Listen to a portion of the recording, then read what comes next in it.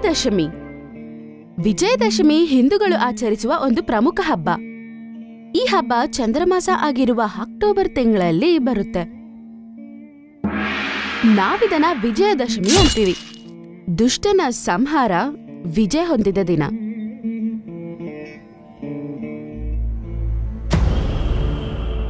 ತುಂಬಾ ಕಾಲದ ಹಿಂದೆ ಒಂದು ರಾಕ್ಷಸ ಇದ್ದ,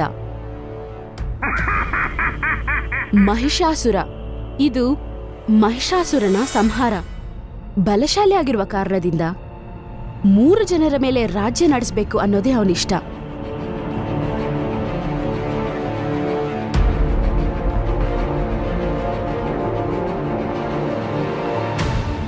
ಅವನು ಬ್ರಹ್ಮನ ತಪಸ್ಸು ಮಾಡಿ ಅವನ ಇಚ್ಛೆಯ ಪೂರೈಸಿಕೊಳ್ಳೋದಕ್ಕೆ ಕೆಲಸ ಮಾಡಕ್ ಶುರು ಮಾಡ್ದ. ಕಠಿಣ ಪರಿಶ್ರಮ ಮತ್ತು ತಪಸ್ಯ, ಹಸಿವು, ದಾಹ, ಚಂಡಮಾರುತ ಇದ್ರ ಜೊತೆ ಹೋರಾಡಿದ್ಮೇಲೆ ಬ್ರಹ್ಮ ಪ್ರತ್ಯಕ್ಷ ಆಗ್ತಾನೆ. ಅವನು ಭಗವಂತನ ಹತ್ರ ಒಂದು ವರ ಕೇಳ್ತಾನೆ. ನನ್ನನ್ನ ಯಾರು ಸೋಲಿಸಬಾರ್ದು, ಕೊಲ್ಲಕ್ಕಾಗ್ಬಾರ್ದು. ಯುದ್ಧದಲ್ಲಿ ಯಾವುದೇ ಹೆಂಗಸು ನನ್ನ ಹತ್ರ ವಿಜಯ ಹೊಂದಬಾರ್ದು.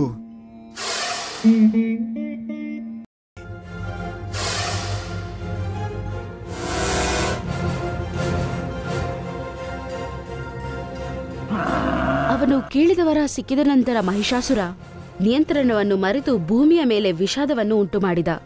ಈಗ ನನ್ನ ಬ್ರಹ್ಮ, ವಿಷ್ಣು, ಮಹೇಶ ಕೂಡ ತಡೆಯಕ್ಕಾಗಲ್ಲ.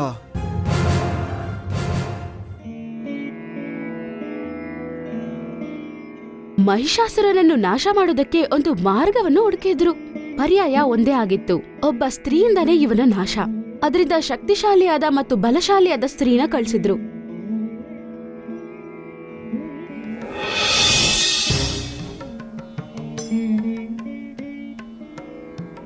ಮತ್ತು ಅವರ ಹೆಸರು ದುರ್ಗಾ. ಅವರಿಗೆ ಎಲ್ಲ ಆಯುಧಗಳನ್ನು ನೀಡಲಾಗಿತ್ತು. 2 ಅಲ್ಲ 18 ಕೈಗಳಿಂದ ಅವನ ನಾಶ ಮಾಡೋದಕ್ಕೆ ಕಳಿಸಿರ್ತಾರೆ.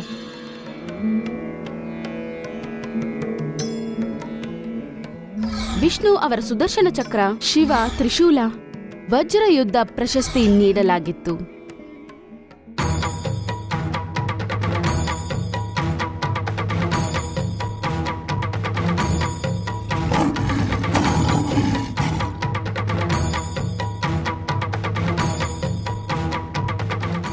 ಮಹಿಷಾಸುರನು ಕೂಡ ದುರ್ಗಾದೇವಿ ಮೇಲೆ ಯುದ್ಧಕ್ಕೆ ತಯಾರಾಗಿದ್ದ.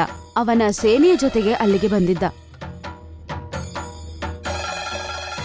ದುರ್ಗಾದೇವಿಯ ಜೊತೆ ಸಿಂಹದ ರೂಪದಲ್ಲಿ ಯುದ್ಧ ಮಾಡ್ತಾನೆ. ಒಂದೊಂದ್ಸಲ ಆನೆಯ ರೂಪದಲ್ಲಿ ಯುದ್ಧ ಮಾಡ್ದ. ಈ ರೀತಿ ಅವನ ರೂಪವನ್ನು ಬದಲಾಯಿಸ್ತಿದ್ದ. ಆದರೆ ದುರ್ಗಾದೇವಿ ಅವನ ಸೇನೆಯನ್ನೇ ನಾಶ ಮಾಡಿದ್ಲು. 9 ದಿನ ನಡೆದ ಯುದ್ಧದ ನಂತರ ದುರ್ಗಾದೇವಿ ಮಹಿಷಾಸುರನ್ನು ನಾಶ ಮಾಡಿದ್ಲು. ಪೂರ್ತಿ ಬ್ರಹ್ಮಾಂಡದಲ್ಲಿ ಇದನ್ನ ಆಚರಿಸಿದ್ರು ಮತ್ತು ಈ ದಿನವನ್ನು ವಿಜಯದಶಮಿ ಎಂದು ಆಚರಿಸುತ್ತಾರೆ. 9 ದಿನ ಯುದ್ಧ ನಡೆದ ಕಾರಣದಿಂದ ವಿಜಯದಶಮಿಯನ್ನು ನವರಾತ್ರಿ ಎಂದು ಕರೆಯುತ್ತಾರೆ. 10ನೇ ದಿನ ವಿಜಯ ಪ್ರಾಪ್ತಿಯಾಯಿತು. ಅದರಿಂದ ದಸರಾ ಅಂತಾನೂ ಕರೀತಾರೆ. ದುರ್ಗಾದೇವಿಯ ಒಂದೊಂದು ರೂಪ ಮತ್ತೆ ಒಂದೊಂದು ಅವತಾರವನ್ನು ಗೌರವಿಸಿದರು.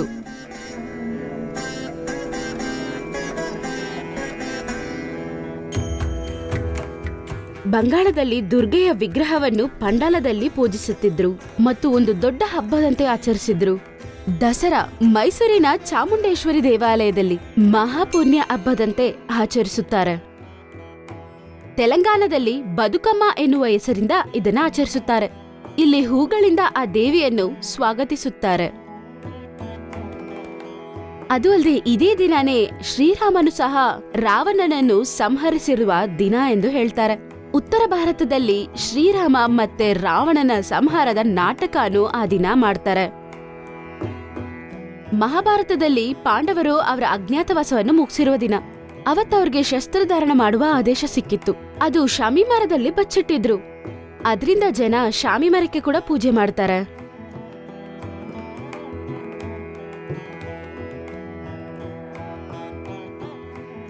ನಿಮ್ಮೆಲ್ಲರಿಗೂ ಒಂದ್ ವಿಷಯ ಗೊತ್ತೇ? ನಮ್ಮೊಳಗಡೆ ದೇವರಿದ್ದಾರೆ, ಅದೇ ರೀತಿ ನಮ್ಮೊಳಗಡೆ ರಾಕ್ಷಸನೂ ಇದ್ದಾನೆ. ನಾವು ಕೆಟ್ಟದನ್ನು ದೂರ ಇಟ್ಟು ಒಳ್ಳೆಯದನ್ನು ಮಾತ್ರ ಅಭ್ಯಾಸ ಮಾಡ್ಕೋಬೇಕು. ಆಗ ಆ ದಿನನೇ ವಿಜಯದಶಮಿ. ಮತ್ತು ಇದೇ ವಿಜಯದಶಮಿಯ ಮಹತ್ವ.